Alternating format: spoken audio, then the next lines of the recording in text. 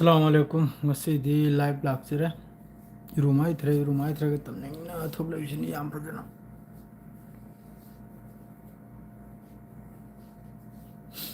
kana kana lai bno kanam ta lai tro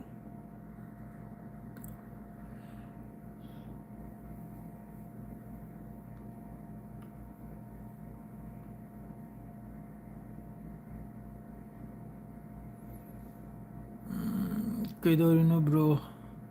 Yunus tradir adum live tholak pani da ngap tang YouTube ta live torum gaina live arang se thok tre nan se thok tre ngasi di live thok tan lagle mayam ga suwari sanram ge amma ga su iru mai thre ga pham misini na khoi mayam lak pu ngairim ni mi si loin thabuk su ne ribra na hoi kari tawnam na khang na hoi karom da chang na lai thram no su yam bu mi se am bau thok la khidri se numin ni fu mangani gi ceasefire hain su tawkhatli ko Iran की तरफ तक थोम दो खरम Iran की तरफ तक या किधर तो गुम्बद ceasefire दो Iran की तरफ तक कैंसिल दो खर को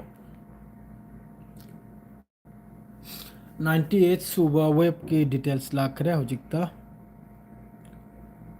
98 सुबह वेब से ईरान की तरफ तक फायर तो खरमनी ऐसी डिटेल्स जो नंगी पैसा ईरान ने टिक तो बुकांदा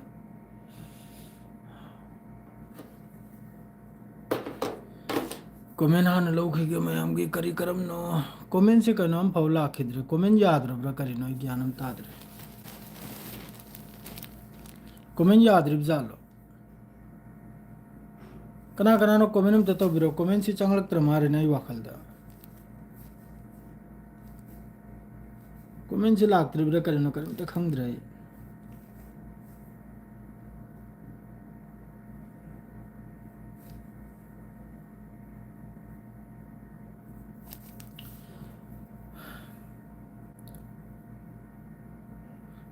तवजदे हबीबुर रहमान तवजदे 1 2 3 1 2 2 3 4 चाक चार बरियाम चाक चाद्रिदा चाक वाली मतम लाइव हान तोरम खिगे ब्रो नुंगाइरी नखोय मैम गी दुआ देगी नखोय मैम गी कनम देगी याम साथिन नुंगाइरी हजिकता ड्यूटी दे लोरगा इरो माइथ्रेगा लाइव ची थोक चरेमनी लाइव मसाम खतन तोरम गाइना पुंग मरुम तंग ngasi कमेंट मखाइ सेमता लौखिगे पाव नुंगाइ हनसी इंशाल्लाह पाव सु नुंगाइ गनी सोइदमक्की नखोय मैम गी कनम देगी अजी पाकिस्तान की तरफ तगी 45 डेज की सीजफायर नेंग का तौबदु ईरान की तरफ तगी या खिद्रम नाबने रिजेक्ट तौखरमनी हौजी अमक्का ईरान की 98 सुबो वेब सी तेल अबीब लेरे हाइफा लेरे माद्रे मोहगी केमिकल कंपनी खरमगा फैक्ट्रीज खरमगा बीर सेवा असी मखैसिदा अद्रे पिता तिकबा हरिसे असी मखैसिदा हौजी के 98 सुबो वेब सी ईरान की मासिलोइन थेंगुरम नाबने याम साथीना हजु फाउदे ईरान की तरफ तगी लांची तौरे दो ईरान मनुंग दसु मखोय की तरफ तगी हॉस्पिटल कया फार्मेसी कया अमक्का असी की मतुंग दसु ईरान की मखोय की आईआरजीसी की खत्म अल अंबिया की तरफ तगी हायरे इसिनबु हंदक का अमुक्का ईरान की सिविलियन मथकता लान तौब तारगदी यामन सावना साक्षार ब्रो साक्षाद्री हौरो ने ईरान की ngasi यामन साथिन सोई को ईरान की सोई मखोय की सोई मखोय ने हेली करे दि मखोय ने मफम दु पिकपने ने याम साथिन मखोय की हाइफा करा मदरे दि सिदा पिता तिकबा करा हरि से बीर सेवा करा से यामन साथिन सोक पगवानी आई वाली ने युम थौलकनी बा खैतंग थुन्ना पाव पाबियु पाव सिजु तलतल पारके एमडी सहिदाली पाव से डिबेट लाइव सिदी पाव लांग अदुम हाइना दना कोइ मैम फंगन खोना बगी वारी वतांग सानरिम निदन सिदा दुम मरक मरक द पाव सुला कदरुनी वारी वतांग सुले गदरुनी लाइव हरदो अदुनी पाव दी असाइने मैम दु पिरामिदुनी हसिबु यागदरब्रो लांसरे यानी इंशाल्लाह सोइदमकी नजिया हुसैन सोइदमकी यानी नखोइ मैम गी दुआ दगी मोइगी हाइफुदु लुसिनबा ngamdribro yamba सिदा हजिकते डोनाल्ड ट्रम्प की मथक तसु यामना चावना पोइनम खक लाय को डोनाल्ड ट्रम्प सिबो हजिक एक सेंडल द हजि एना पाव थंगम बबु मार्क सिबु लौथोक पगी वानी हजि हाइनरिसे ꯀꯔꯤꯒꯗꯤ ꯃꯍꯥꯛꯁꯦ ꯃꯀꯣꯛ ꯐꯠꯇ꯭ꯔꯦ ꯁꯤꯅꯤ ꯑꯃꯦꯔꯤꯀꯥ ꯃꯅꯨꯡꯗ ꯍꯥꯏꯔꯤꯁꯦ ꯃꯈꯣꯏꯒꯤ ꯁꯪꯁꯠꯇ ꯑꯣꯏꯒꯦꯔꯥ ꯌꯥꯝ ꯀꯟꯅ ꯅꯩꯅꯔꯕꯅꯤ ꯑꯃꯦꯔꯤꯀꯥ ꯃꯅꯨꯡꯗꯁꯨ ꯌꯥꯝ ꯀꯟꯅ ꯆꯣꯔꯆꯥ ꯇꯧꯔꯕꯅꯤ ꯍꯥꯟꯅꯒꯤ ꯔꯤꯇꯤꯌꯥꯔ ꯃꯈꯣꯏꯒꯤ ꯃꯤꯅꯤꯁꯇꯔ ꯃꯈꯩ ꯑꯣꯏꯒꯦꯔꯥ ꯃꯥꯗ꯭ꯔꯗꯤ ꯃꯀꯣꯛ ꯆꯤꯡꯅꯕ ꯃꯈꯣꯏꯒꯤ ꯂꯣ ꯈꯪꯕ ꯀꯥꯡꯂꯨꯞ ꯑꯣꯏꯒꯦꯔꯥ ꯑꯁꯤꯒꯤ ꯌꯥꯝ ꯀꯟꯅ ꯅꯩꯅꯔꯕꯅꯤ ꯗꯣꯅꯥꯜड ꯇ꯭ꯔꯝꯞꯁꯤꯒꯤ ꯃꯊꯛꯇ ꯀꯔꯤꯒꯗꯤ ꯖꯤꯁꯇ꯭ꯔ ꯃꯥꯅ ꯏꯁꯇ꯭ꯔꯦꯠ ꯑꯣꯐ ꯍꯥꯔꯃꯨꯁꯀꯤ ꯃꯇꯥꯡꯗ ꯎꯜꯇꯥ ꯐꯨꯜꯇꯥ ꯋꯥ ꯍꯥꯏꯈꯤꯕ ꯑꯃꯁꯨꯡ ꯃꯥꯗ꯭ꯔꯗꯤ ꯍꯧꯖꯤꯛꯀꯤ ꯏꯔꯥꯟꯒꯤ ꯃꯊꯛꯇ ꯂꯥꯟ ꯇꯧꯈ꯭ꯔꯤꯁꯦ ꯁꯤꯒꯤ ꯃꯇꯥꯡꯗ ꯃꯈꯣꯏꯒꯤꯗ ꯂꯣ ꯈꯔ ꯄꯨꯊꯣꯛꯅꯔꯝꯅꯕꯅꯦ ꯃꯥꯕꯨ ꯑꯊꯨꯕꯗ ꯑꯩꯈꯣꯏꯒꯤ ꯑꯗꯨꯒꯨꯝꯕ ꯀꯩꯅꯣꯝ ꯇꯧꯔꯒ ꯃꯈꯣꯏꯒꯤ ꯀꯔꯤ ꯍꯥꯏꯕꯅꯣ ꯑꯗꯨꯒꯨꯝꯕ ꯂꯣ ꯑꯃ ꯂꯩ ꯃꯥꯔꯦ ꯃꯈꯣꯏ ꯃꯅꯨꯡꯗ ꯑꯗꯨꯒꯤꯗꯨ ꯏꯁꯇꯦꯃꯥꯜ ꯇꯧꯔꯒ ꯃꯍꯥꯛꯄꯨ ꯃꯐꯝꯁꯤꯗꯒꯤ ꯂꯧꯊꯣꯛꯄꯒꯤ ꯋꯥꯐꯝ ꯐꯥꯎꯕ ꯍꯧꯖꯤꯛ ꯌꯥꯝ ꯀꯟꯅ ꯅꯩꯅꯔꯕꯅꯤ ꯗꯣꯅꯥꯜड ꯇ꯭ꯔꯝꯞꯀꯤ ꯀꯨꯔꯁꯤꯁꯦ ꯌꯥꯝ ꯁꯥꯊꯤꯅ ꯍꯧꯖꯤꯛꯇ खतरानी याम साथीन खतरानी एक नंबर दा दुई नंबर दा हजिक की पाकिस्तान की तरफ तगी अरांग अहिंग चुप्पा मा सिसफेयर की दमक तो वारी साने सिनी अमेरिका की विटकॉफ अद्रेदी मोहगी जेडी बेंस माद्रेदी अते अते सुयावरेको अदुगुम्बदु मखोयना हरसिन मोहगी 15 पॉइंट अदुगे स्टेट ऑफ हार्मस से हांगलबा असी पुन मक्सी ईरान की तरफ तगी अयु होगलकपदा खारिज तौदन लेरमले वालेकुम अस्सलाम मफम खुदिंदगी तालिम नते मफम खुदिंदे मसाना खंगना थोकलमनी मसाना खंगना थोकलमनी अखोयगी सिदगी सु थोखरे अद्रेदी अरांग हलनबु कनमदगी बेहरन दगी सु थोखरे असुम तौदन यामना साथिन थोमनी अदुगा ngasiगी पाव हाइबु मखोयगी इंटेलिजेंस की चीफ अमसु सही तोखरे अदुगा लोगेदा मखोयगी इमाम हुसैन डिवीजन हाइन लये अल कुड्स मखोयगी ग्रुप सिदगी इमाम हुसैन डिवीजन है अदुरगी सु मी तरुक शहीद ओइबगी वानी आईडीएफ की तरफ तगी असि इशू तौरबनी को अदु हजुक फावबा ईरान की तरफ तगी अदुगुम्बा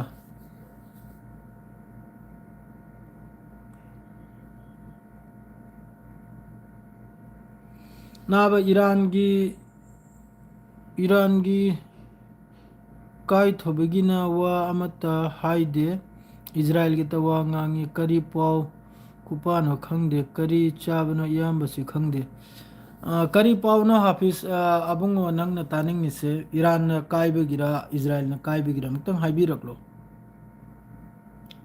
नंगना तानिंगिसे हाफिज अबुंगो नंगना तानिंगिसे करी पावना मुक्तंग हाइबिरकलो इजराइल न कायबगिरा ना ईरान न कायबगिरा ताद्रो आइना लावरसना कोंगदुदा ईरान दसु याम साथिने सी याम साथिने तोय हैना इजराइल की जिस तरह तोयरदुम ईरान दसु तोय हैबसे कइनो नंगी तंबाकतुदा पावसी पूरगा चंगल उरो ईरान सीरायन सुम नखुत्र पिजल उरो अंगो फैगी वादो ओइद पादो कमेंट तौगनो तानिंग बखर कमेंट तौ खंगेदना तानिंग बो कमेंट तौ हाफिज अबुंगो सेंग हाइबदा पाव पिरिसे चुमननी पिरेइसे माइके मरीगी पावनु पिरेइसे नाकलिरो में किस्सीनी हारिसे ईरान दा कयाम सोई नंग खंगब्रा इजराइल दा कयाम सोई नंग खंगब्रा सोकपो सोई हाइगिनो ईरान तना लाक्चबगी पाव पिरगे याबहंदे इजराइल तना लाक्चरगा पाव पिरगे याबहंदे अनिमक्की पाव पिगनिमनि अनिमक्की पावनि पिथ्रेइसे ईरान मनुंग दसु तेहरान अमा मदे याम साथीना इजराइल अमसुंग अमेरिका की तरफ तगी न्यूक्लियर साइट तो गिरा ते साइट तो गिरा स्ट्राइक तो मी कुंथ्रा मंगा mini Phani सिरिबा Iran मनुंग अदुम तौदना Israel मनुंग the सिबदु मीनी पाव द थोगलक तबदु लिसिंगम सी हायुराने आइबो मीगी पाव द अयुक्त अनि सी हाइरे मखोयगी हजिकी हाइफादा नालम मतुंग लाकले मी मरी सी हाइना अदुरी हाइरे इदोना अतै करमदगी पाव खोलकसिगी जी न्यूज तै खोमलकसिरो ना होय अखोयगी एनडीटीवी दगी न्यूज 18 दै खोमलकसिरो तबा हो गया अदु हो गया है अदुरी हाइत्रे जा वरोब यादे सेंगनाइदा जो थोलक पाव दुतनी अइना तहलिसे मयामदा ईरान की सोई इजराइल की अदुना नि अइना लाइफ से हफ्ता दमकता तौगा हैदो अदुना दि फबे हेलिबा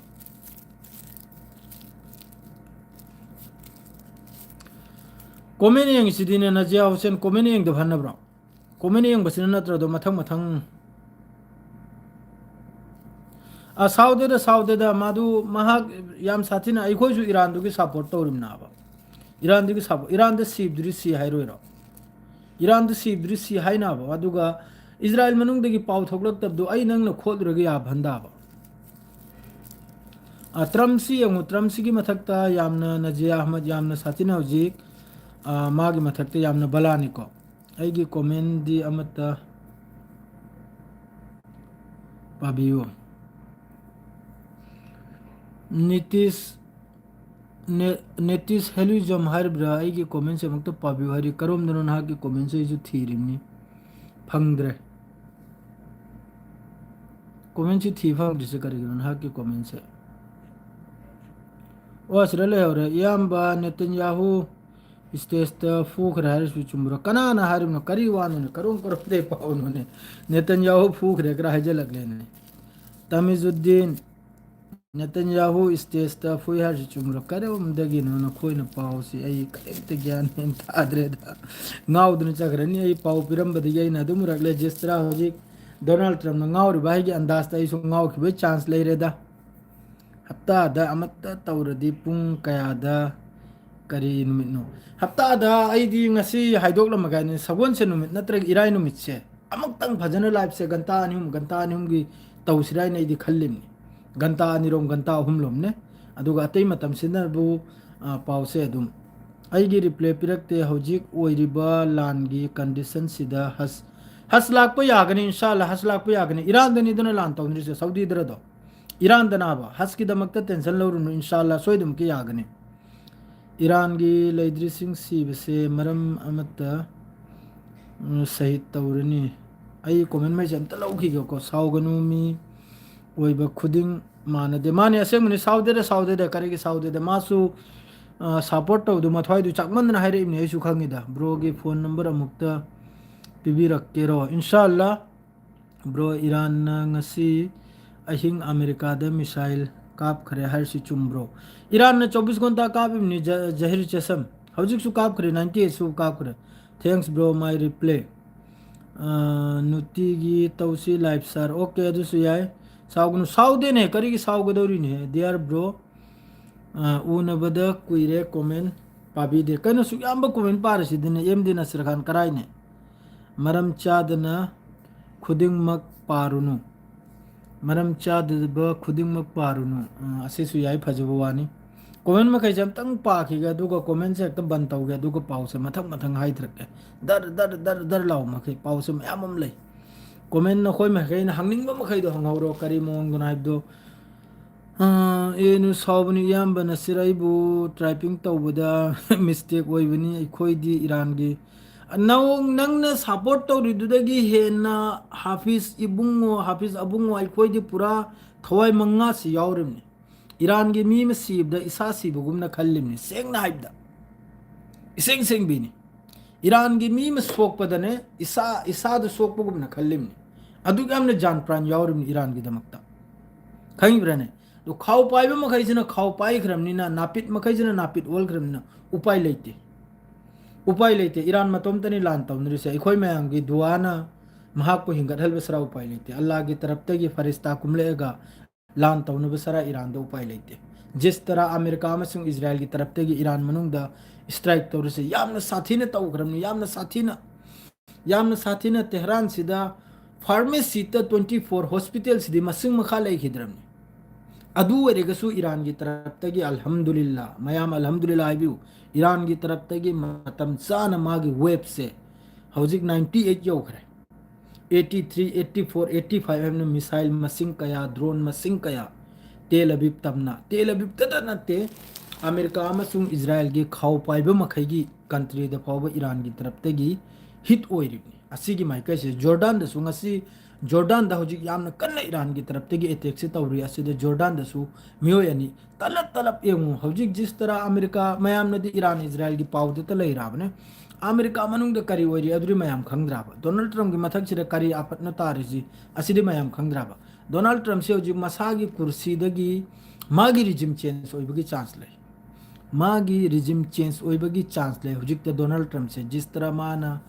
स्ट्रेट ऑफ हार्मुस की मतंग दा फत्तब वंगांगना कमेंट तौरुबा अमसुंग कसु हेक नत्तबिदे ईरान की मथक्ता लान तौरगा होजिक वर्ल्ड की इकोनॉमी वर्ल्ड की बिजनेस अमम लेरिसे कारबार पुनमक से थप ओइख्रिसे असिने मरम ओइरगा होजिक याम साथिन वाराबा हिजबुल्लाह की तरफ तगी यामना कन्न लान तौरे हिजबुल्लाह की तरफ तगी लान सुबलेप लेपते असिदसु हिजबुल्लाह की मथक्तसु कइनोमम ला एको नुंगाइ तबो अपमम लाग लाइबदी STS हाइना लेरिसे तहरीर अल शाम हरसे सी ममांगै द सीरियाबु कब्जा तौखिबदुनी सिरियादा हौजिक पालिबा गवर्नमेंट हागी मागे मिलिटरी फोर्स निको मखोई सी हौजिक अइना पाव मा साइदा मखोई की प्रेस टीवी दा हाइदोरपदी मखोई सी गा पुल्लेगा वालेकुम अस्सलाम आई कमेंट से हमका तुंग दा लौखलके गो मैं मारो बिबी यादे मखोई सी गा पुल्लेगा हिजबुल्लाह गा सुलान ngamdre हिजबुल्लाह दा सु मखोई माई थीरे हिजबुल्लाह गा सु आईडीएफ की लान मी माई थीरे अदुना हौजिक हिजबुल्लाह गा एसटीएस सी गा पुल्लेगा लेबनान से लौजल बगी वानी लेबनान से लौरेगा आईडीएफ हुई की मखुत पीबा लेबनान से असी की फिफम दने हजुला से अदुम को हिजबुल्लाह न पूरा समंगो बोमल बगुम मसी सु वीडियो म मखोई की तरफ ते रिलीज तौरई मखोई की व्हीकल अमसुंग मखोई की मरकाबा तेंग अदुरे हिजबुल्लाह की तरफ ते की ड्रोन ने स्ट्राइक तौबा सिदा लोमिते नुंगाई तब पाव हैबो करे नोमरे ईरान के लीडर मखै से लोइना खुले आम हौजिक सु कोई रियाबा खुले आम कोई री मादुगा इजराइल की मकोक चिंगलब मखोई की मी मखैना बु लोइना बंकर मनुंग दगी मखोई की बॉम्ब शेल्टर मनुंग दगी लोइना लान से कम तौनी अदुगी मनुंग दे पूरा मखोई की कनुम से थबक से सूरिम ना बने अदुगा ईरान की मकोक चिंगलब ngasi से इंटेलिजेंस की चीफ नि मकोक चिंगलब नि अदुगा लोगेदा आईडीएफ ना हमका कनुम की मखोई की अलकुट्स की मखोई की लान मी तरुक अमसु सहित तौबगी वाने हरि इसे असी याम साथिन नुंगाइताव करिगनो मखोइना खुले आमदा एकदम परवा लेतेबिदा कदादि कफन भी योमे थोकलमनि मखोइ से ईरान की मी मखै से कफन भी योमले थोकलमनि सीवद कीद्रमनि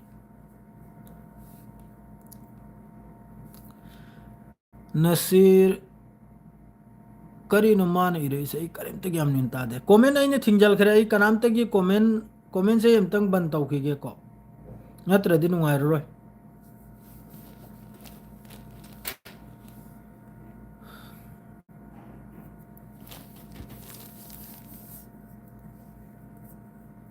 रशिया अमसुंग चाइना की पाव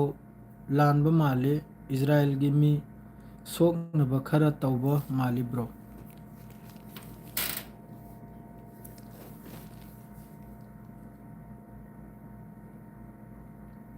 पूरम ताखरा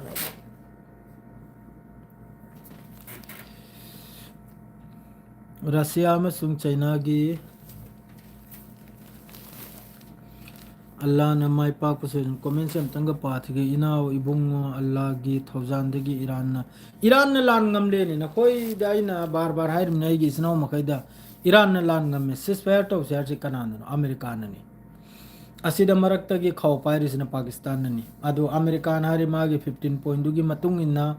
स्ट्रेट ऑफ हार्मुस से हांगदो उसिनी ईरान न हारिस न बो सिस फायर टौरो सिनी ईरान न हारिस न बो सिस फायर होजी मागे 45 डेज से करिगुनाइबदा ईरान की तरफ तगी हौजिक वेब की रिपोर्ट अपडेट वेटिंग सुन ओके 98 टू की सोई तो जरके हौजे 98 टू के कांगथोक्तना लइए 98 सुबो वेब तो 98 सुबो वेब सी ईरान की तरफ तगी नॉर्दर्न अमसुंग साउथर्न एरिया दा तेल अबीब अमसुंग माद्रेदी हाइफा माद्रेदी मोहगी केमिकल कंपनीज आद्रेदी बीर सेबा असी मखैसिदा माद्रेदी लोमितेन मखोगी इजराइल की फोर्स इन पीता तिग्बा हरिसे असी की मफम मखैसिदा 98 सुबा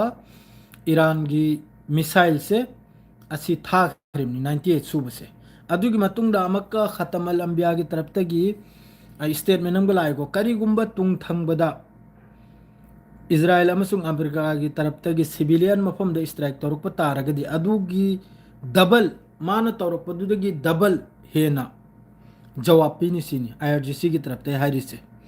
अदरेदी मखा ताब कमेंट से हमको पाखजी वेब सेंचुरी जरी द कॉलोनी फबन दुआ तौसिमानी यूएसए इजराइल की उपाय एमुसिदा अलक्सा मस्जिद की लोय मगसी की लाइफ से सांगदौरिमनी पूरा घंटा में हेन तौगदौरिमनी मयाम खजितंग सबर तौसिको कनागुम्बा चाक लांगसान गिनब लेडी चाक लांग चाथोक पिरो नमाज करा सोलगन लेडी संदोक पिरो यामना सांगना लाइफ से तौगदौरिमनी यामना डिटेल्स त पाव लैरी अतै तै पाव सु मिडिल ईस्ट की पाव सु लैरी अदुगा खाव पाइबा मखै की सु लैरी नापित मखै की सु लैरी लोय मक की लैरी पाव से ए टू जेड नसी पाव लोय मक तहल्लम गदौरिमनी अदुगा शांति दई हिप खिदौरिमनी मथंग द पाव मक लारोय सांगना लाइफ तौगदौरिमनी यार मखै शेयर तौबिरमु अदुगा यार मखै सब्सक्राइब अमसुंग कमेंट फजबा हौजिक अमेरिका मनुंग द डोनाल्ड ट्रम्प से लौथोकपगी यामना कन्न नैनरी ट्विटर दा आई मोबाइल आइना लाइव चली सिदा ट्विटर दु यावखरे अदुना ई कांथोकप यादरे को ꯃꯈꯣꯏꯒꯤ ꯑꯁꯤꯗ 25 ꯍꯥꯏꯕ꯭ꯔꯥ ꯀꯩꯅꯣ ꯑꯥꯔꯇꯤꯀꯜꯒꯨꯝꯕ ꯑꯃ ꯂꯩ ꯃꯥꯔꯦ ꯗꯣꯅꯥꯜ ꯃꯈꯣꯏꯒꯤ ꯄ꯭ꯔꯦꯁꯤꯗꯦꯟꯒꯤ ꯑꯦꯒꯦꯟꯁꯇꯅꯦ ꯑꯗꯨꯒꯨꯝꯕ ꯑꯥꯔꯇꯤꯀꯜꯗꯨ ꯁꯤꯖꯤꯟꯅꯔꯒ ꯍꯧꯖꯤꯛ ꯍꯥꯏꯔꯤꯁꯤꯅꯕꯨ ꯚꯥꯏꯁ ꯄ꯭ꯔꯦꯁꯤꯗꯦꯟ ꯑꯣꯏꯒꯦꯔꯥ ꯑꯇꯣꯞꯄ ꯑꯣꯏꯒꯦꯔꯥ ꯑꯁꯤ ꯃꯈꯩꯁꯦ ꯃꯈꯣꯏꯒꯤ ꯍꯧꯖꯤꯛ ꯖꯣꯏ ꯌꯥꯎꯔꯤꯕ ꯃꯈꯣꯏꯒꯤ ꯄꯥꯔꯇꯤꯗ ꯂꯩꯔꯤ ꯃꯈꯩꯗꯣ ꯑꯗꯨ ꯃꯈꯩꯗꯨ ꯇꯧꯔꯒ ꯗꯣꯅꯥꯜड ꯇ꯭ꯔꯝꯞꯁꯤ ꯂꯧꯊꯣꯛꯄ ꯑꯁꯤꯗ ꯍꯥꯏꯔꯤꯁꯤꯅꯕꯨ ꯗꯣꯅꯥꯜड ꯇ꯭ꯔꯝꯞꯁꯤ ꯃꯀꯣꯛ ꯐꯠꯇ꯭ꯔꯦ ꯁꯤꯅꯤ ꯃꯀꯣꯛ ꯌꯥꯗ꯭ꯔꯦ ꯁꯤꯅꯤ ꯀꯔꯤꯒꯤꯗꯤ ꯀꯁꯨ ꯍꯦꯛ ꯅꯠꯇꯕꯤꯗ ꯏꯔꯥꯟꯒꯤ ꯃꯊꯛꯇ ꯑꯦꯇꯦꯛ ꯇꯧꯔꯨꯕꯅꯤ ꯁꯤꯅꯤ ꯑꯗꯨꯅ ꯃꯥꯕꯨ ꯑꯊꯨꯕꯗ ꯂꯧꯊꯣꯛꯄ ꯌꯥꯝ ꯗꯔꯀꯥꯔꯅꯤ ꯁꯤꯅꯤ ꯗꯣꯅꯥꯜड ꯇ꯭ꯔꯝꯞꯁꯦ ꯀꯔꯤꯒꯤꯗꯤ ꯂꯥꯟꯁꯤ ꯃꯈꯣꯏ ꯉꯝꯗ꯭ꯔꯦ ꯃꯁꯤꯕꯨꯗꯤ ꯃꯌꯥꯝ ꯈꯪꯉꯤꯗꯨꯅꯤ ꯑꯃꯦꯔꯤꯀꯥꯁꯨ ꯂꯥꯟ ꯉꯝꯗ꯭ꯔꯦ ꯏꯖ꯭ꯔꯥꯏꯜꯁꯨ ꯂꯥꯟ ꯉꯝꯗ꯭ꯔꯦ ꯍꯥꯏꯕꯁꯤ ꯃꯥꯏꯊꯤꯔꯦ ꯍꯥꯏꯕꯁꯦ ꯂꯣꯏꯅꯃꯛ ꯐꯖꯅ ꯈꯪꯉꯤꯗꯨꯅꯤ ꯂꯥꯟ ꯉꯝꯗꯕꯗꯨꯅꯕꯨ ꯃꯔꯝ ꯑꯣꯏꯔꯒꯅꯤ ꯍꯧꯖꯤꯛ ꯄꯥꯀꯤꯁꯇꯥꯟꯒꯤ ꯃꯃꯩ ꯈꯔ ꯄꯥꯏ ꯃꯥꯗ꯭ꯔꯩꯗꯤ ꯇꯨꯔꯀꯤꯒꯤ ꯃꯃꯩ ꯈꯔ ꯄꯥꯏ ꯐꯂꯥनाꯒꯤ ꯃꯃꯩ ꯈꯔ ꯄꯥꯏ ꯄꯥꯏꯔꯒ 45 ꯗꯦꯖꯀꯤ ꯑꯃꯨꯛꯀ ꯁꯤꯁꯄꯦꯌꯔ ꯂꯩꯕ 45 ꯗꯦꯖꯁꯤꯒꯤ ꯁꯤꯁꯐꯥꯌꯔ ꯂꯩꯕ꯭ꯔꯥ ꯅꯍꯥꯜ 12 ꯗꯦꯖ ꯋꯥꯔ ꯇꯧꯅꯕꯩ ꯃꯇꯨꯡꯗ ꯁꯤꯁꯐꯥꯌꯔ ꯈꯔꯅꯤ ꯇꯧꯔꯦ ꯑꯗꯨꯏ ꯃꯇꯨꯡꯗ ꯍꯧꯖꯤꯛ ꯑꯃꯨꯛꯀ ꯁꯤꯁꯐꯥꯌꯔ ꯇꯧꯒꯦ ꯍꯥꯏꯔꯤꯁꯤ ꯀꯔꯤꯒꯤꯅꯣ ꯏꯔꯥꯟꯒꯤ ꯃꯤꯁꯥꯏꯜ ꯀꯝꯕ ꯏꯟꯇꯔꯁꯦꯞ ꯇꯧꯔꯤ ꯍꯧꯖꯤꯛꯇ ꯏꯔꯥꯟꯒꯤ ꯗ꯭ꯔꯣꯟ ꯀꯅꯥꯅ ꯏꯟꯇꯔꯁꯦꯞ ꯇꯧꯔꯤ ꯑꯃꯐꯥꯎ ꯇꯧꯗ꯭रे ꯏꯔꯥꯟꯒꯤ ꯗ꯭ꯔꯣꯟ ꯑꯣꯏꯒꯦꯔꯥ ꯏꯔꯥꯟꯒꯤ ꯃꯤꯁꯥꯏꯜ ꯑꯣꯏꯒꯦꯔꯥ ꯇꯦꯜ ꯑꯕꯤꯕꯇ ꯑꯃ ꯐꯥꯎꯕ ꯏꯟꯇꯔꯁꯦꯞ ꯇꯧꯗ꯭ꯔꯕꯅꯤ ꯂꯣꯏꯅ ꯃꯐꯝ ꯃꯐꯝꯗ ꯑꯗꯨꯅꯅꯤ ꯍꯩꯐꯥꯒꯤ ꯑꯖꯥꯕ ꯑꯣꯏꯅ ꯎꯠꯂꯛꯏꯕ ꯍꯦ ꯍꯩꯐꯥꯅ ꯇꯣꯏꯗꯅ ꯊꯣꯛꯂꯛꯏꯕ ꯍꯦ ꯃꯐꯝ 19 ꯃꯐꯝ 13 ꯃꯐꯝ 30 ꯑꯗꯨꯗ ꯏꯝꯄꯦꯛ ꯑꯣꯏ ꯍꯥꯏꯔꯤꯕꯅꯤ ꯃꯣꯏꯒꯤ ꯀ꯭ꯂꯁꯇꯔ ꯕꯝꯁꯦ ꯂꯣꯏꯅ ꯑꯗꯨꯗ ꯇꯥꯔꯤꯕꯅꯤ ꯏꯔꯥꯟꯒꯤ ꯍꯧꯖꯤꯛꯇ ꯏꯔꯥꯟꯒꯤ ꯇꯔꯞꯇ ꯀꯥꯕꯁꯦ ꯁꯖꯤꯜ ꯃꯗ꯭ꯔꯩꯗꯤ ꯈꯩꯕꯔ ꯁꯀꯤꯟ ꯏꯃꯥꯠ ꯑꯁꯤ ꯃꯈꯩꯁꯤ ꯑꯌꯥꯝꯕꯗ ꯋꯥꯔ ꯍꯦꯠ ꯄꯨꯔꯒ ꯆꯠꯄ ꯌꯥꯝꯅ ꯂꯨꯝꯅ ꯋꯥꯔ ꯍꯦꯠ ꯄꯨꯔꯒ ꯆꯠꯄ ꯑꯗꯨꯒꯨꯝꯕ ꯀꯩꯅꯣ ꯉꯥꯛꯇꯅꯕ ꯑꯗꯨꯅ ꯍꯧꯖꯤꯛ ꯏꯟꯇꯔꯁꯦꯞ ꯑꯃꯐꯥꯎ ꯇꯧꯗ꯭रे ꯑꯗꯨꯅꯅꯤ ꯃꯔꯝ ꯑꯣꯏꯔꯒꯅꯤ ꯍꯧꯖꯤꯛ ꯏꯖ꯭ꯔꯥꯏꯜꯒꯤ ꯇꯔꯞꯇꯒꯤꯁꯨ ꯏꯖ꯭ꯔꯥꯏꯜꯒꯤ ꯇꯔꯞꯇꯩ ꯊꯤꯜꯂꯤꯕꯅꯥꯕ ꯗꯣꯅꯥꯜड ꯇ꯭ꯔꯝꯞꯗ सिजफायर तो है करीमत थाव लांगी करीमत स्ट्रेट ऑफ हॉर्मुज की करीमत लेते असल द मेन मकसद है मखोद इंटरसेप्ट लेते मखोद खुचु खुलाई लेते इंडिया की न्यूज़ मखैदसु नखोय तादने इंडिया की गोदी मीडिया न फावबा हायरमनी मखोद इंटरसेप्ट की खुचु खुलाई लेते मखोद स्ट्राइक तौनिंगाय लेते अमेरिका अमसुंग इजराइल अदुना मखोय अथुबद लांचदगी एनी हाउ तौदने एनी जेसारो गम तौदने डोनाल्ड ट्रम्प ना अमक्ता नानथोके सिनी ईरान ना हायरमनबु सूरिंगैदा उतोंग चाकता उतोंग सूरिंगैदा nganam सूरिंगैदा सोहरगे सिनाबा ईरान ना सूरिंगैजरे निथिन सोहगे गाय नाबा अैगिदा नुकसान ओइरसु अैगिदा खर चाकचरसु अैगिदा खर तोइजरसु थुगाय गायने थुगायरिम नाबा चुम्मी इजराइल ईरान मनुंग सोक्तम नते ईरान की न्यूक्लियर हौजिक की बुशेर हाइब्रा बुशेर हाइब्रा न्यूक्लियर प्लेन से 70 मीटर 75 मीटर लापने स्ट्राइक तोरम नाय 75 मीटर लापना 75 मीटर लापना स्ट्राइक तौर फाउबा ईरान की तरफ तक सिसफायर पामद्रिम ईरान की तरफ तक ईरान हाइब्रा हौजिक सिसफायर तौरिसे 45 डेज की नानो हौजिक पाकिस्तान नापी चाक चाद्रिबा चाक चाद्रिबा अदुगा मिडिल ईस्ट खाव पाइ मखै चाक चाद्रिबा 45 डेज की सिसफायर से करिगिनोने करिगिनोबा मागे साइ खुचु खुलाई दो लेरक्तबदो अदु करोम करोम दगिनो खोंग गुत पाइदना सोमदगी पोलैंड ना सुपिरक्तरे अदुइ मथक्ता अमेरिका की एलायंस पुनमक एयर स्पेस थिंग्रे ऑस्ट्रेलिया फाबो मागे एयर स्पेस थिंग्रे कसु लेत्रब फ्रांस ना बितो तौदना मखोगी हौजिक की स्ट्रेट ऑफ हार्मुज हांगलबगी यूएन दा अदु फाव कैंसिल तौखरे अदु करिनो माय उपाय साइरो अमेरिका ना खलंबसिनबु ईरान की मकोक चिंग मखै सहित तौथोकलेगा नेटो चंगलकलनी माद्रेदी मागे एलायंस चंगलनी माद्रेदी ईरान की थाउचे नहा वाखल देने फिल्म की टाइप द फिल्म द जिस तरह ऑपरेशन तौबद अदुई मोंग दा तौरेगा ईरान की रिजिम से जो तो मान सिविलियन द खत्म लंबिया की तरफ ते हारिमनी ईरान की मकोक चिंगलबा आईआरजीसी की लीडर मखै की स्टेटमेंट नि जितना मान सिविलियन मथक लान तौरी मखै ईरान की रिजिम से अरवैने चेक्सल गदोरम नाइना कराइने मान ईरान बु इंडिपेंडेंस पीने है दो स्वाधीनता पीने है कराएबा पब्लिक की मथक अटैक तौर मान स्वाधीनता पीगदौर से मान फ्री तौदौर से ईरान की हजिक की फ्री पाम मखै ममाई कुप्तब पाम मखै फाय सा मखै से असुम तौर मान पीगदौर से अदुगा ईरान की तरफ ते हजिक कुर्दिस्तान हजिक की कुर्दिस्तान अमेरिका की तरफ ते खुचु खुलाई पीरेगा ईरान की मनुंग सिदा चंगल भगवानी अदुसु ईरान की तरफ ते नसी अयुक्ता यामना साथीना इराक अमसुंग कुवैत यामना साथीना बिरबिटा थोखरे नसी F-15 डाउन तौबगी वासिरिता दे कमेंट मक्तंग पासे मयाम की कमेंट से मगलौसी अदुगा तलतला मक्का बासोन सिजु लेक्चर सु रममुक तौरके पावतै सु लैरि मयाम पावतारसु इताउगी पावताद्रदि पाउगी महाउ याउदे thank you very much Trump से फिल्म यामना मारवानी पूरा फिल्म गुम्बै टाइप तनी यामना नुंगाइते bro bro Iran birtu thakrabro birtu thakrabro ar sikari ponoi khangre ngasi di wakhan nungai tabo mali karisu khalun wakhal budi hamesha nungai rimni da aina har sida aina momang dana haigram iran da silent khongdro iran da silent khongi khongasu aina momang da mayam da aigi nungsijraba marup matang hoida iran da mi sibi thiru naina iran gi general kaya iran se hauzik ki iran gi supreme leader laikri dunne 31 division da khaidok lamni iran se 31 haibra 35 haibra division khange dana sigi region sida wamak tabu manipur da hauzik manipur daga adumai pira aga bani maya marubu yade ko manipur ga pandim biena sem to sem thobal lairi moiching lairi hapta lairi ukrul lairi asum to dana lairi makai se imphal dana group ama madrai di thobal dana group ama moiching dana group ama hapta dana group ama hapta gi group si loi khrasu thobal gi taraf te attack to bolep lo yaba thobal gi group si loi khrasu hapta gi taraf te attack to bolep lo yaba hapta gi group si loi su imphal gi taraf te attack to na ba imphal gi group si loi khrasu kasar gi taraf te attack to na ba adu gumba group ma khaidu da mai magi matik charba missile matik charba drone loi mak khaidok na tham gramni chahi kul dagi asi chahi kul dagi hojik thawal da su magi jo capacity chahim gi lan tawna bagi khuchu khulai moiching da su khuchu khulai hafta da su khuchu asum taw loi na khaidok na thamram aduna ni iran gi taraf tagi missile ka pa sublep lek tri bai makoi na lakam destroy tawrasu iran hek na tu bajat tu na te chahi kul dei langla imni aduga hojik su adugi mathakta amaka jamin manungda product su amaka kallimni nuclear su inshallah soida maki nuclear su soida maki test tawni adu su hairi makoina asizo IRGC gi statement ni nakoina la khama nuclear site te strike tawrega su la khama ekhoi gi nuclear site thugairega su ekhoi gi manungda thabuk su batok loi haina asizo hojik yam kana hairi iran gi masi su mohoi gi sansat tane मखोई की संसद याम कन नहीं नरियाबा nuclear की मतांग चिदसु मखोई की फतवा पिरंबा अमा पिरंबा अदुगा debate तो मैं आम महाइन रिमनी ईरान लोइना अदु थोकनिको सागदरुमनी असाई की 60 दगी 90% से इन्वेस्टमेंट से मथौ तायबा न्यूक्लियर से यामना एक्सप्लोसिव ओइबेदमक्ता यामना पोखाइबेदमक्ता अदु मनुंग दु होनरिमनी सोमदे लानसु तौनरिमनी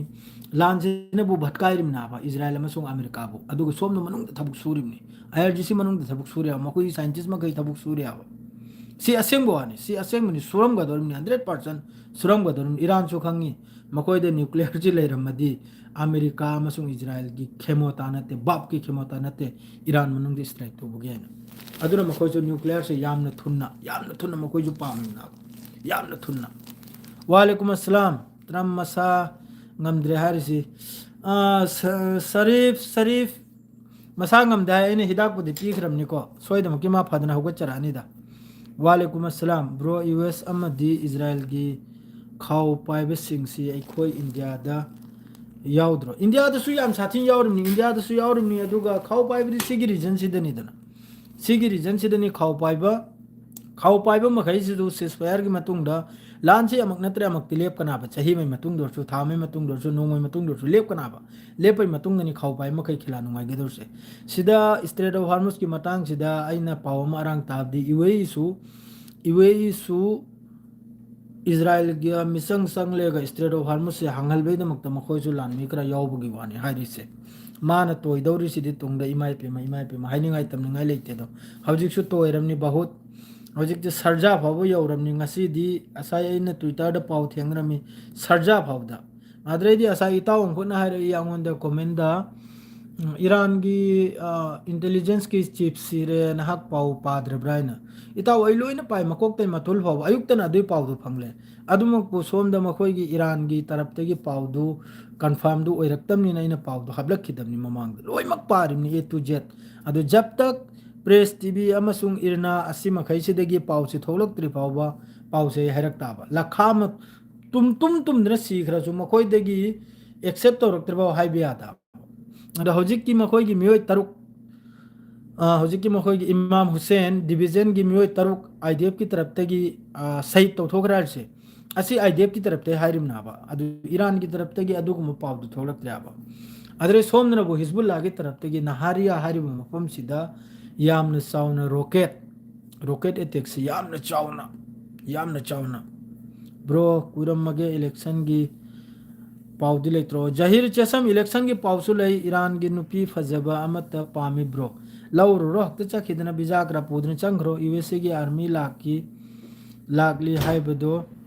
यौरक्त्री ब्रो यूएसए की आर्मी से मिडिल ईस्ट खरम सु तार है मदो हजिक तदी अयाम दंगसी की पाउदी तार बु बेहरन दगी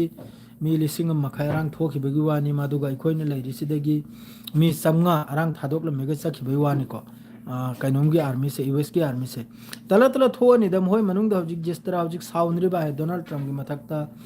साउनरिबा अदरे डोनाल्ड ट्रम्प बु लौथोकपगी हाइबे डोनाल्ड ट्रम्प अंगाव बना गंजा थकप मिनी गंजा थकप अदरे ड्रग्स लांग सीजन मीना मसक है उद्रो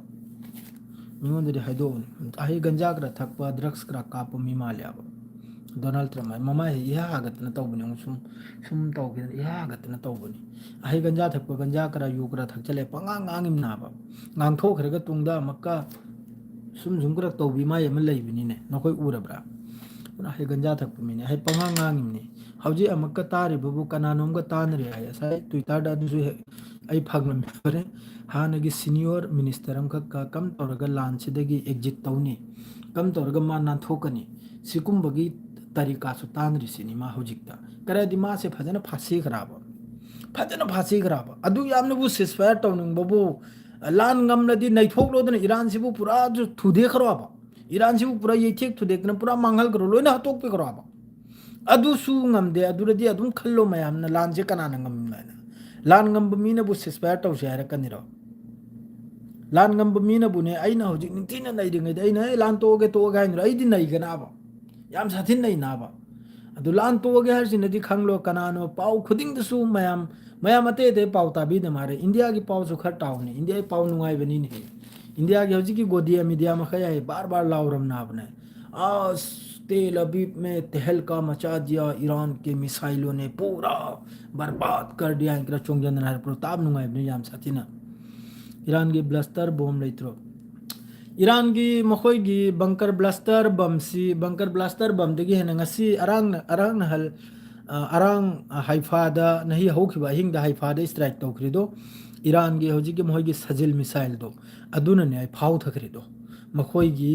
हौजी की बिल्डिंग दुम पूरा लेबो मुनु चंखरिम नि लोरे अदुदनी हौजी फाउबो मी मरी मंगा मिसिंग नि याम सादे मचिन थीरिम नि मखोई मी मरी ते सियाडो अदु की खुतोय दु दबु मी मरी ते सीनियर जो अंग चलिए सऊदी तुम नदी पेलगनबनी ब्रो डोनाल्ड ट्रम्प ना कराइबन निसा कइनो अमा खंगैबदी ऐसु ईरान बु यामना नुंगसी मैतै ओइरसु इताउ पाउ लोइना पाबिरो ईरान हौजिक अमेरिका मसा खुदना हायरमनिना ईरान की करी दुसना है अमेरिका की हौजिक की लान यावदो मोहगी अगेंस्ट पार्टी ओइरा अदुना रे ईरान ने करी दुस तौरम नसीनी ईरान की करी दुसना अकल बन ईरान की मथक चरे लान तौरुन सिने हौजी हाइरिसे कमेंटो अमत्ता येंगसी आइगिसी नोइना हाना लेबगी हांगबनी इंडिया न्यूज़ से टाइम पास न्यूज़ नि नुंगाइबनी आइदि मरक मरक ताजल ले हौजिक करिगाइबदी जिस तरह मखोइना खाउ पाइरम बदगी डायरेक्ट खाउ थादोखिबा है याम नुंगारे सुन्नी कंट्री से गिदी वापल अनुदा ब्रो टेक केयर ब्रो होई लेखाई मिसाइल यौरकनी एकोई मनाक्सिदसु यौबोदी यौरखरदा ब्रो इजराइल की अतिया खाउ पाइ एंग पाउ तौबनो F-35 योनबा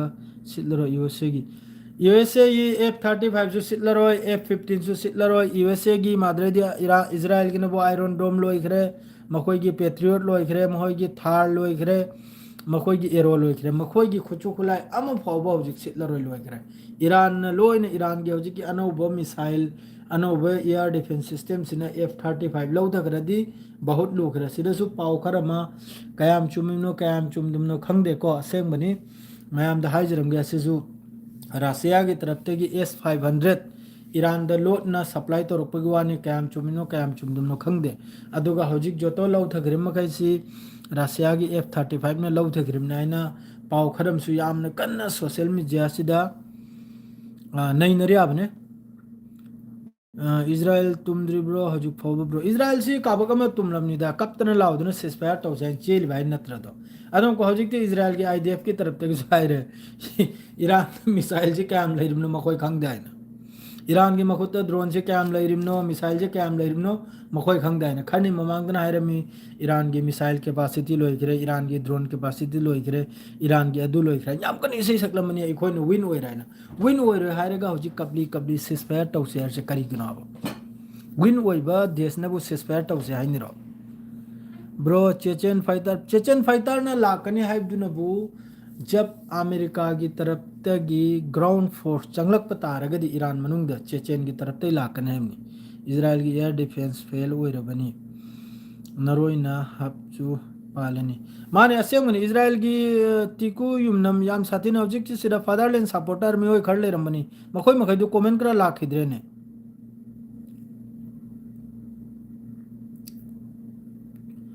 मियोय खर याम साथिन फादरलैंड बु सपोर्ट तोरम खर लाकलमना बो मखोय की मचा खर ने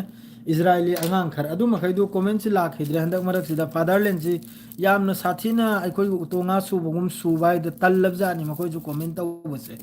यामना साथिना लेरमनी मियोय मंगा त्रुक करी करिनो मिंगदोय बु कावबु कावजलकले फजना तोइरबाय द तल्लबजानी मखोय जु कमेंट तवसे ईरान सुखचो बायगा पितृ मालबा हयिंग मालबा Israel आइनबु Iran the lawn तवनायना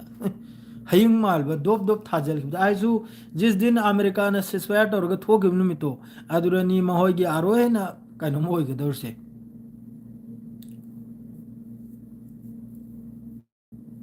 USA दी माई थी रेन यूएसए माई थी दुनी कता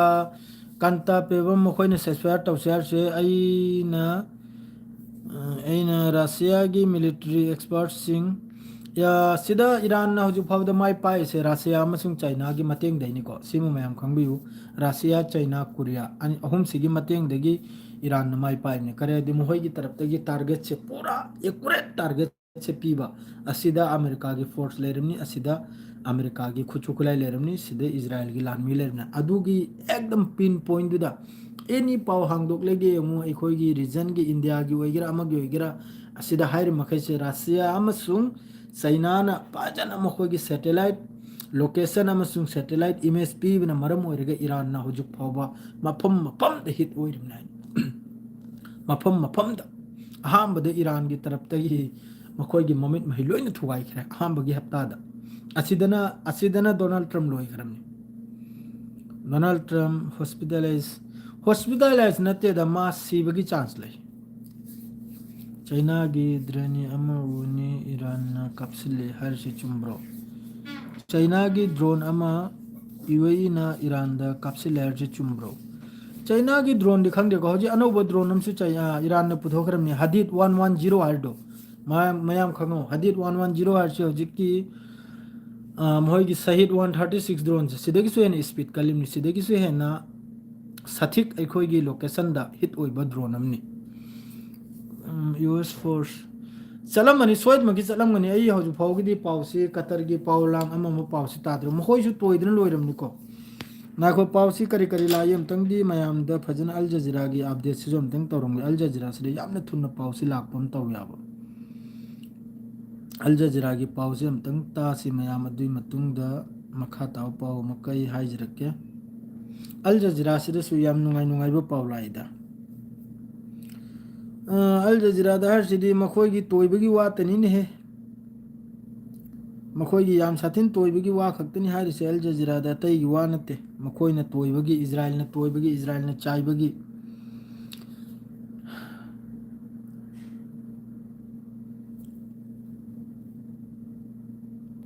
ट्रम्प सी पूरा ग्यार डाउन हो गया ट्रम्प सी पूरा ग्यार लो थे ट्रम्प की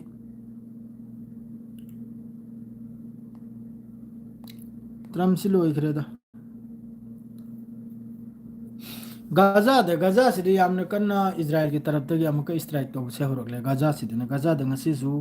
मियोय तरानी मखोयगी मक हजी हरिबा केम से सी अखोयगी रिफ्यूजी केम निको मिनाय मसा मखै सिगी सुम तौदना मासी गाजा द सुम तौरसी अमक्का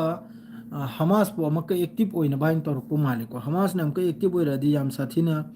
कनम तौरनी अद्रैदी कुवेत तसु याम साथिना मियोय अमा सोकपगी वानिको कुवेत तसु ईरान की कनम द ईरान की मिसाइल अमसुंग ड्रोन द Kuwait ngasi kapchalakhrisi 14 ballistic missile ni 24 hours sida duga 46 drone ni ko Kuwait त नहीं थोमजल खरेसे ईरान ना असिदा मियोय अमा इंज्योर ओइबगी वानी कुएता हुती की तरफ तगिसु यमन की हुती की तरफ तगिसु अल जजीरा दा फोंगदोरई इलात हरि मफम सिदा इलात हरि मफम सिदा सिसु साउदर्न सिटी निको इजराइल की असिदा हुती की तरफ तगी मयाम अदुम खंगलो हुती की तरफ तगी थोमजलबगी वानी मखादनबु अमक्का टेम्पररी सीजफायर की वासे ईरान की तरफ तगी दी ईरान हरसिनु परमानेंट इन ओइबा टेम्पररी नते मखोइना हजिकी 45 हरसिदि ईरान हरसिनबु 45 सिगी मतुंगदा अमेरिका अमसुंग इजराइल की मखोइन जैसे हुई की लमचे चतबनिना अमक्का ममैने चिगलकनी सिनी अदुना हरसिनबु टेम्पररी नते परमानेंट इन अदुसु ईरान खक्तगा नते को सिगी रीजन सिदा पूरा परमानेंट ओइबा सीजफायर मथौ ताइसिनी परमानेंट बस टेम्पररी नोंमनिनी की सीजफायर दु नते परमानेंट ओइबा सिदा हौजी पाकिस्तान माद्रेदी तुर्की अमा मसिने तौरसिनो 45 डेज के 45 डेज की दुरी ईरान की तरफ तगी पूरा रिजेक्ट नहीं ईरान की तरफ तगी 45 डेज की सीजफायर लेते ईरान की तरफ तगी 45 डेज की सीजफायर सुबले लेते ईरान की तरफ तगी हरसिनो परमानेंट ओइबा अदुसु मखोइ तगा नते लोइमक का परमानेंट ओइबा अदुगी मतुंगदा स्ट्रेट ऑफ हार्मुस की कंट्रोल अखोई मखुत्ता अमसुंग ओमान की मखुत्ता एक नंबर दुई नंबर हजिकी ईरान की मनुंगदा जोतो नुकसान ओइखरिसे जोतो मखोइना डेमेज तौखरिसे असिगी पैसा असिगी नौना सेमगत सागत पिरंबा अमेरिकाना अदुगी मतुंगदा परमानेंट सीजफायर 45 डेज ईरान की तरफ ते रिजेक्ट नि हजि पाकिस्तान अमसुंग तुर्की की तरफ ते पुरे नाबने थाव लोबे यानबा माद्रेदी अमेरिका दगी सु खजि खराब फंगनबा माद्रेदी इजराइल देसु खजि खराब मतेंग फंगनबा अखोगी चमचागिरी हादो चमचागिरी तौरे पुरे नाबने अदु यादे माद्रे सोमन हमका इजराइल की पुलिस तेल अभिप्ता इजराइल की पुलिस की तरफ ते हर सिनबु मियोय मरी सोकपगी वानी ईरान की स्ट्राइक ते तेल अभिप्ता हजि 57 मिनट ममांगी पावनी को तेल अभिप मनुंगदा मियोय मरी म सोकपगी वानी माद्रे सोमनबु अमक्का सी मखैसिदी आर्मी स्पोर्ट पर्सन सिनबु पॉलिटिकल ऑथराइज ड्रीम सिनबु कनम की तरफ तगिनी अमेरिका की पावनी को Israel force continue attack across Gaza and occupied West Bank. Occupied West Bank chira Khan Yunus tasu Gaza city dasu Madridi somnabu Raidad Hebron dasu Hebron dasu mukhoina right tawi Adredi Marda near Salfit Madridi mafhum kayam de Madrid Jenin Nablus asi makhaisida Israel की तरफ तगी मक्का Gaza West Bank अमसुंग Gaza मनुंगसिदने IDF की तरफ तगी अमक्का मखोइना चंगजनना नैथोकपा अमा मतौगिको आद्रे सोमना अमक्का सिनबु एयरपोर्ट अहुमदा इंक्लूडिंग एयरपोर्ट अहुमदा ईरान की मनुंगदने अमक्का इजराइल की तरफ तगी स्ट्राइक तौबगी वाने ईरान की मनुंगदे तौसन मोहालौदे Barham airport माद्रेदी मेहरबाद airport Madre सोमदन अजामिया airport अहम सिदा इजराइल की तरफ तगी अमक्का स्ट्राइक तौबगी वाने ईरान तौजनी मोहालौदे मवा सुप्लौलौदे ईरान मनुंगदा तौनिंग तौजनी मोहालौदे जिस तरह हजि मखोइना पोपिसे असिते मथौनी सुखसुरिसे असि खक्ते मथौनी जिस तरह मखोगी हाइफा ओइगेरा बीर सेबा ओइगेरा तेल अबीब ओइगेरा ईरान की तरफ ते लेप्ते भी थोमजलिसे असि खक्ते मथौनी अमक्का बालात इन साउथ लेबनन असिदसु माइके मरिदनी को इजराइल की तरफ तगी टारगेट तौरिसे ईरान दत नते लेबनन मनुंग दसु यामना साउना कनम की तरफ तगी इजराइल की तरफ तगी स्ट्राइक तौरि तनुम तौजनी मोहालौदे सोमना हजिक हारे इसनबु मलेशिया की एम्बेसी की तरफ तगी स्ट्रेट ऑफ हार्मुस से हांगहलबगी वानी मान हाइरेसे नापित मासु खाव पाइबे याउखरे सोमदे सेंगना हाइबदा हजी लोमिकतेना नुंगाइबो पाइबो अमेरिका मनुंगदनी पाउसे प्रो मुस्लिम कंट्री से इलीगल मंत्री से कई मरम लेबगे अबू हारिब्रन हक मनुंग से 7 मांद्री सिरिमाई मागी फायदा गे अमेरिका को कीबा माद्रेदी इजराइल बुक कीबा अदुना मरम ओइरगा मांद्रिमनी इजराइल की नुपी दी ट्रम्प मणिपुर दगी सु एसएमएस पाबियु पाव यामना ताब नुंगाइजे ओके ब्रो इजराइल की युमदो हल्लदी हाउरनी योंदो हल्लदी मा हल्लनी सोइदना मागी सु मतम यौगतरे पायलट तु फंगखरब्रा पायलट त्रि मोहना कन्न पोखरा यूएस की पायलट तु गा फिलिस्तीन की इजराइल की जेल दा लेबल लिसदु ओदबावनी अदुगी हौजिकी लिसिंग अमग सिनना दो पायलट करा लोइना पुदन चखरे रेस्क्यू तौदन पुखरे यूएई अमदी जॉर्डन हाना थुगाइबा दरकार ओइरे यूएस की मिलिट्री बेस पीबगी ब्रो आइगे कमेंट आई लोइना पारसिरे ब्रो ईरान मनुंगदा चतखरे चुम्ब्रो ट्रम्पना ईरान नुंगी जुक्ता चरल ग्रामने अदुरनी खत्म लंबिया ना हरे दो अदुई लुंगना लंगेगा थादोरुम नाइना ईरान की डिफेंस सिस्टम अनोबा S736 यामने एडवांस ओइ लान लेरगा डिफेंस सिस्टम योलेगा इकोनॉमी अपग्रेड तो भई आरगनी माने मोहम्मद रहमान असेंबुआनी bro Iran full support thank you sir Israel से खुलाई से अतोपा लेबाकता गी अरोनबा मतेंग लाकपा मालिने पाव फंग्रो इजराइल दा हजु फावे मखोइदा खुचु खुलाई पिरसे हजि ब्रिटेन यूके हारिसे यूके हारिसे नापित निना मान दि खजे खरा अदुम होइगी एयर स्पेस अमसुंग माद्रेदी मोहोइगी बेस लाम पीदना तोरब अदुगा chrome दगिसु Manipur मचागी comment पानिंद्र bro हाइबिरो Washim अक्रम सुयामना इरे इमखैजे कसार मचागिरो मणिपुर मचा कसार मचानम कनंगना मरक्त सिमजिब अम थारिसे हां नंग सिमजिब अम थारिसे वासिम अक्रम पारिबो कमेंट मखैजे कनागिनो ईरान न्यूक्लियर दो सागद्री ब्रो साद ईरान न्यूक्लियर सीजन एंगो सिदा करिगुंबा अमेरिका ना ईरान की मथकता इजराइल ना न्यूक्लियर सीजन रखता रगदी सोमदे सोयदमकी रशिया की तरफ तक सोयदमकी अदुगुंबा फिफम लाकनी करिगायदी सिदा लान तौनरे सिदा फिफम अनिहुम सुइको ईरान सु तुबा यादबा अदुगुंबा फिफम नि रशिया ना मतेंग तौरबा चाइना ना मतेंग तौरबा अदुम तौरि नतेको ईरान एमु असेंग पाव हाफिज अबुंगो ईरान की मनुंगदगी मखोइगी हौजिकी एयर फोर्स की मखोइगी पायलट अनी दो अमेरिका की तरफ तगी सही हिफाजत कन्नन पुखरे अदु कल्ब लाकपदनी मखोइगी एयरक्राफ्ट अनीमसु माद्रेदी मखोइगी हेलीकॉप्टर अनीमसु लोइमक डैमेज ओइखरेदो F-15 ग लोगेदा जहन्नम दे चखरेदो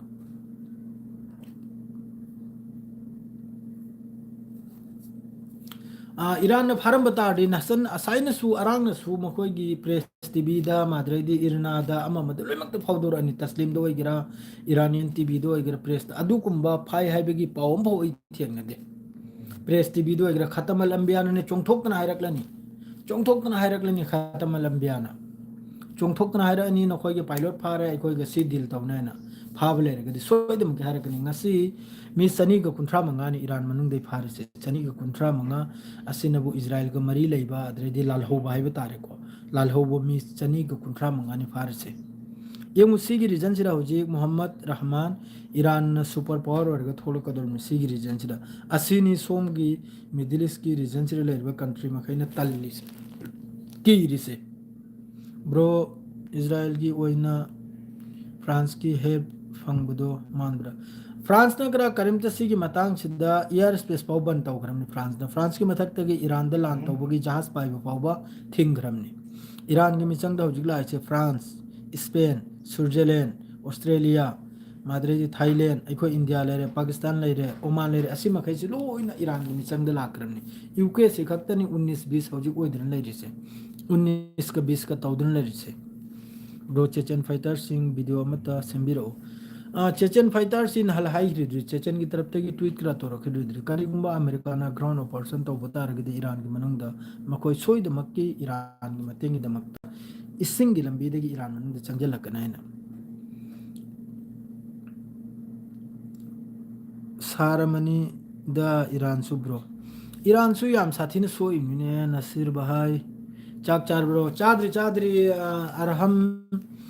अरकम चादरी दा चाक तम निंग सारनी लाइव लांग से लोइजल मेगा गंता फागदौरे दना आपतने गायरे अदुबु तलब फंग्रो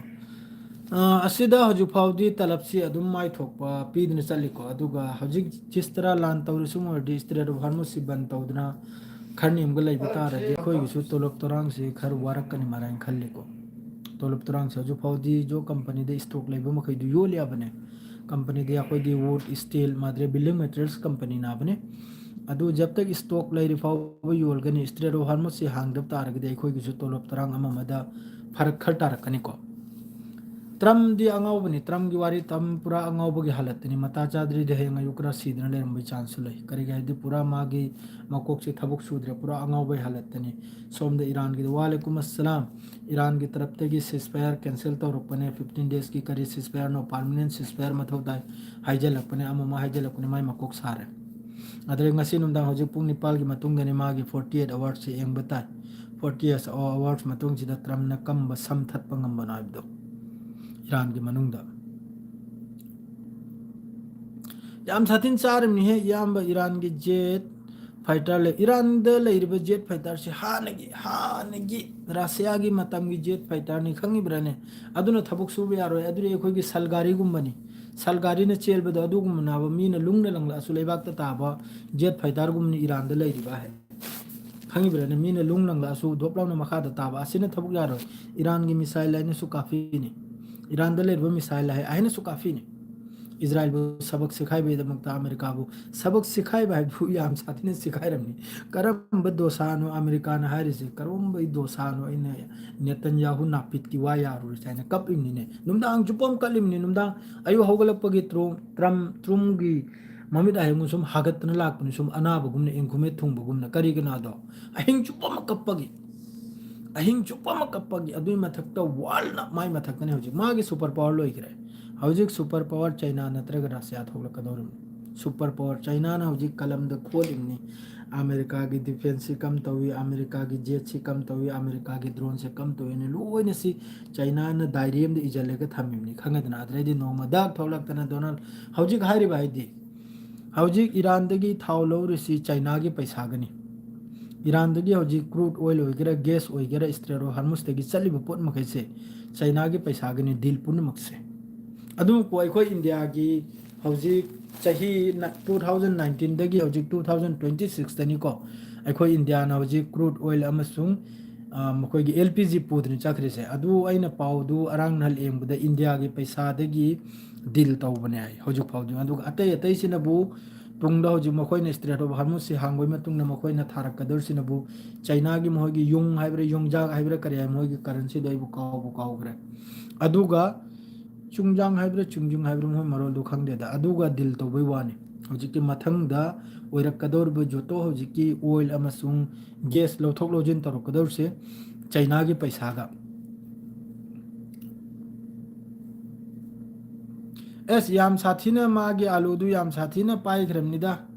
ताव ngasiगी एटेक्सी कनाना नसीगी एटेक्सी यंगु मखोइना ngasi दिन अमा मखोइगी university माद्रेदी pharmacy माद्रेदी मखोइगी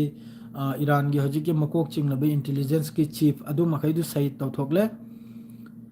ब्रोगी video खुदिंगमक like share तौरिने यामना support तौरमी पाउदु पुंग खुदिंगी थाबिरउ ब्रोगी पाउ ngaibda yamna wai bro inshallah aisu itaw aisu adum hona jarimni adu inshallah adum aisu matam si yare makai lauthok chagai kholimni duty to bin upai leitaba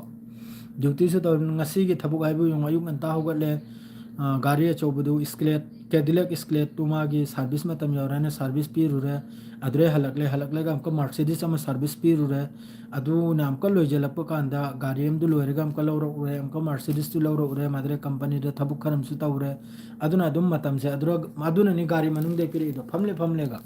उपाय से लेते ना पाउदुरी लाख खुदिंग की तहानिंग बदिन मयाम दुदा पाउदो दुमइन तहांजरे इनाबो गाड़ी मनुंग दरसु जेसा दरसु न कोई दु हान ककउ न कोई दु हान ककवार छि कैनो खरम ना हाई कोई खावाय न नंग हारी न कोई कवाय न मुजिबुर करिवानो नंग ना से जुबेर खगा हौजिकी ओइबा न्यूज़ लेगद्रा हौजिकी ओइबा बु ईरान की तरफ तगी 98 सुबो वेब से काप करे असिना तेल अबीब हाइफा असिना चिंगो मखोय की मफम कयादा हिट ओइबगी वाने को अमर मैनम अदुगा महोई की हौजिकी 45 डेज की मखोय की सिसफायर दु ईरान की तरफ ते हर सिनबु परमानेंट सिसफायर ओइ बताइ सिने अदुगा डोनाल्ड ट्रम्प पूरा लुंगी जुक्ते चखरे को लुंगी मखोयना हाम बाइबने ईरान बु लुंगी जुक्ते इन थखरायना ईरान नते मखोयनी लुंगी जुक्ते चखरे जे मखोय मनुंग ऑफिसर नि पालम तान थोखरे अदुगा लोइनना हौजिक डोनाल्ड ट्रम्प की मागी कुर्सी मखोंग तेकपदे लाई हौजिकता मागी कुर्सी मखोंग तेकपदे लाई अदुसु सार अनि सोयदम के अदुसा सिगी ईरान की हौजिकी मिसाइल रेंज 2500 से ईरान की सुप्रीम लीडर लाइखिद्रिबा Ali Khamenei ne silamim na ba sigi 2000 2500 si ho khota fajana phamle ga ne fajana soba phamle ga magi hojiki lai khidraba aigi loimthena pamjaba Larijani Ali Larijani asiga phammega Iran gi capacity si 2000 to 2500 kilometer gi under da oiganim naina nang message munna pade bro lilongi pau ta bro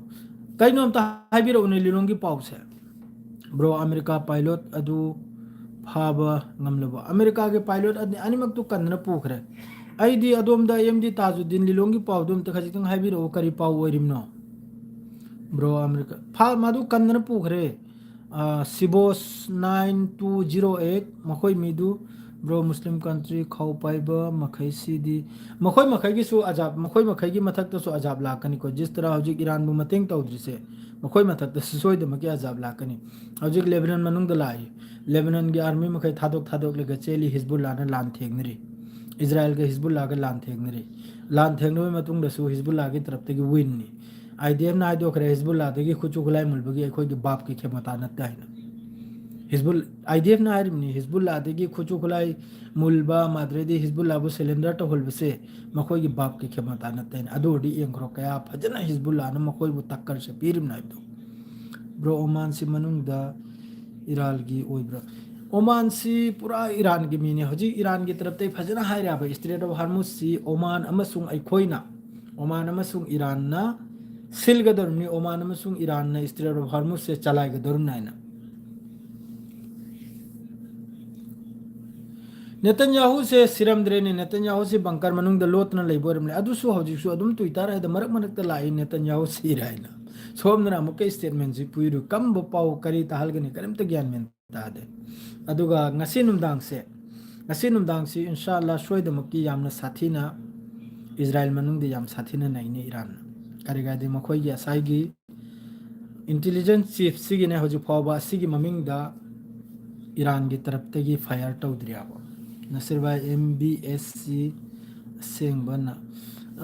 masi ayung asigi misigi matang dei wa mahiram ge makhoi ji haurak pase masi me leire madre di Egypt ki hoji ke makok chingni bai me leire makhoi si gi mama mapa se ahong gi mini ai tawsi makhoi si gi mama mapa si ahong gi mini ai ahom de haurak pana aduna ni ahom gi idu khar yaw baduna ni ahom gi mi sang ni se America fau Iran tom thare adudi Iran si super power na haiba yare karai de Iran na haiba super power na haiba karai de ya gadur do subya yaro da subya yaro Iran na hojik ta gadur se Russia amasung China gi taraf tagi kari gumba request kara la agade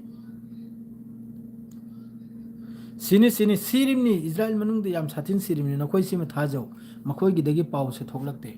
makhoi gi dagi pau se sukthok thoklakte aduna ni makhoi gi kayam sirimno kayang himno khangdri do yam satin sirimni yamna satin sirimni hojik te important haibu Donald Trump gi kursi khatra ni loire ka matam kari haidor kani karim ta khangde live su ganta ma sure ko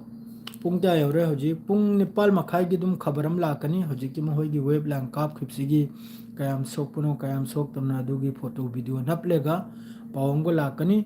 aduga hoji ki diswa jira dum live si loi jira ge inshallah hoji phawdedi Iran ne yam sathin nei ri aduga Iran manung da su Israel gi taraf tegi strike se tawri aduga Donald Trump di angau bagi halat tani ma any how tawdna ma hoji nanthok pagini aduga ma ge 48 hours to hoji ki pung Nepal da su gadorum ni asigi matung na mokhoi gi taraf tegi kari action lak na asu su yang che aduga Iraq Iran madre di Kuwait Qatar Oman madre Oman sira di wale ko madre Qatar sira su wale Iran gi taraf tegi yamna wale aikhoina leiri sira su wale hojik te Iran gi taraf tegi yamna kanna strike tor si Jordan amasung UAE asidani yamna kanna Iran gi taraf tegi hit tor se hojik te mafam kaya da adu hojik ki diswa sira loi jirage pause aduga mathang gi da nalap matung de inshallah ganta niru matung da amka pau purga lak chagani assalamu alaikum mayam share amasung like amasung subscribe to bu kaubirangmanu assalamu alaikum amasung atumba makhai gi no good night tumda makhai gi no mathangi pau ngai si assalamu alaikum